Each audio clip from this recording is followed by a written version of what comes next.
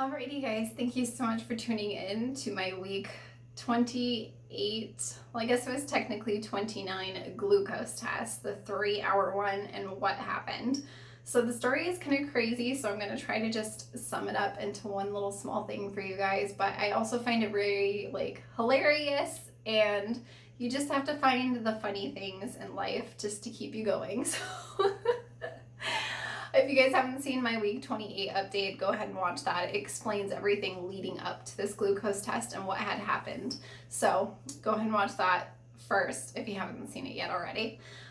So I got prepared for the 3-hour glucose test. It was an emergency test that had to happen the next day because my doctor was switching labs, and because I failed my test 2 weeks sooner, but I had no idea because they weren't able to get a hold of me. So unfortunately, I did have to come in the next day, and so that meant my husband had to take his motorcycle to work, and I had to take the car with a 2-year-old and a 3-year-old.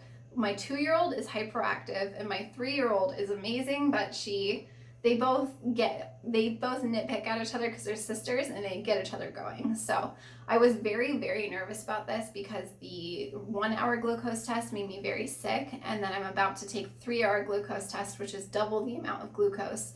And I thought, I am going to puke my brains out chasing my kids, and I'm going to immediately fail and have gestational diabetes before I can even be actually diagnosed with it. So a little history, just really quick. I had the stomach flu and bronchitis in the beginning of my pregnancy. I also was very sick with sugar. Anytime I eat sugar, which is not normal for me because I love sugar, I would throw up, intensely throw up. My weight has always been right under, I would say normal weight. So I was not underweight, but I was right in between normal and underweight. I'm 5'8", and I weigh normally 126 pounds. So it wasn't a situation where I started off a little bit bigger and then, you know what I mean, gestational diabetes would be obvious.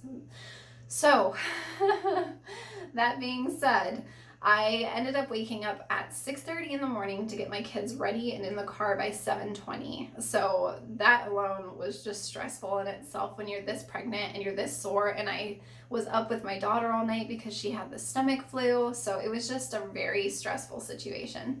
So I got my kids in the car. I packed an entire baggie of snacks. If you guys are planning on doing this with kids and you're just looking for tips, here's the tips that I have for you. Pack a whole bag of snacks, because they say it's 3 hours, but it's actually almost 4, because you have to get that initial first blood draw, you have to get checked in, and then the time that it takes you to get out as well. So it was about a 4-hour long process, and my kids ate almost all the snacks that were in there. Given they didn't have breakfast yet, but I had planned it so that they wouldn't have breakfast yet, so that way they would be hungry and that would keep them occupied. I also brought their Leap Pad Ultra and my phone that was charged for videos, 2 Barbies, and that was it. So I didn't bring a ton of stuff, but I knew that I could, keep them occupied with those things, hopefully. So I had put them in my Juvie Select, I think it's called, stroller. It's the 2-in-1 double stroller, and it's very tiny. This thing is so compact and amazing. I had put them in there, strolled our way up to the doctor's office and checked in. There was somebody else also doing her 3-hour glucose test, so we were taking it together. She went first, and then I went, and they initially do a blood draw to kind of see where you're sitting at. You're supposed to fast for 12 hours and not have any food or drinks except for water for 12 hours, and you don't want to drink a lot of water either. And so when I showed up, they saw that I had water, and they were like, no more water from this point on, and I was like, okay. So they do the first blood draw, which I don't know if you guys can see it, but you get poked a lot. So they did the initial blood draw, and she was like, okay, go ahead and go back there, and I'll see you in an hour. Don't drink any water, just go sit down, just relax. And so I was like, okay. So she drew my blood and then had me drink the drink, and as soon as I finished it, she said, okay, an hour from here. And then I went and sat down.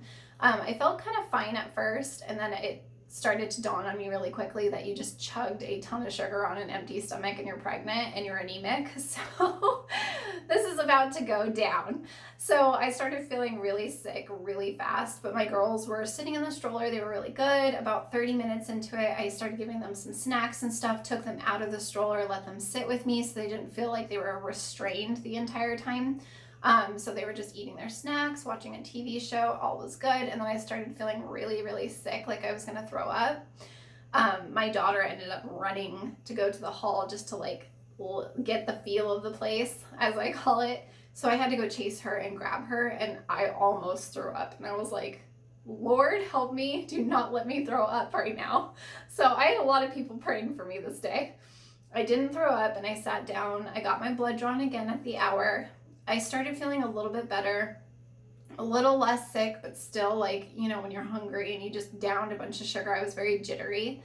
And so I just was playing with my kids, letting them, you know, on the leap pad, just doing their art stuff, just doing sticker stuff on there, watching Paw Patrol, just eating, you know, snacks and stuff, which was hard because they kept trying to feed me and they love doing that. And I think it's so sweet that they want to share, but it was really hard because I have mommy brain like crazy, and I was almost 5 seconds away, 2.5 hours into this test, to eating a Pop-Tart. And I was like, dang it.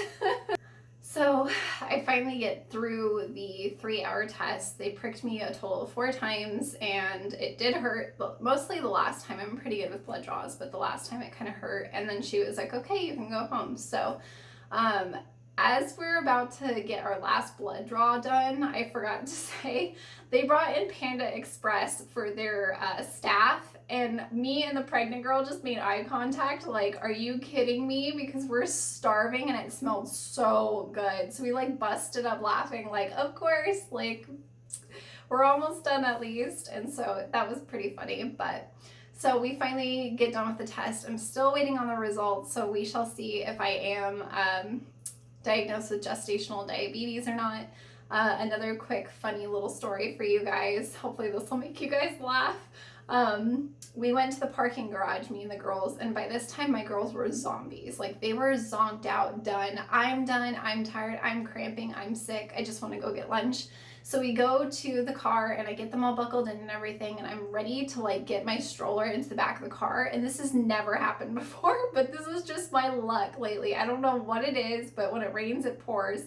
I went to go click up the little knobs to fold up the stroller to put it in our car, and it would not go. I like seriously like checked the wheels, I checked the chairs, I checked everything.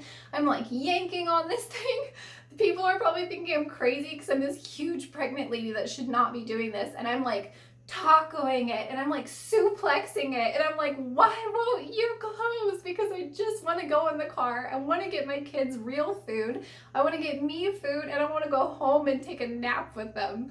And I'm like hitting this stroller on the floor and like lifting it and trying to get it closed, and it would not close.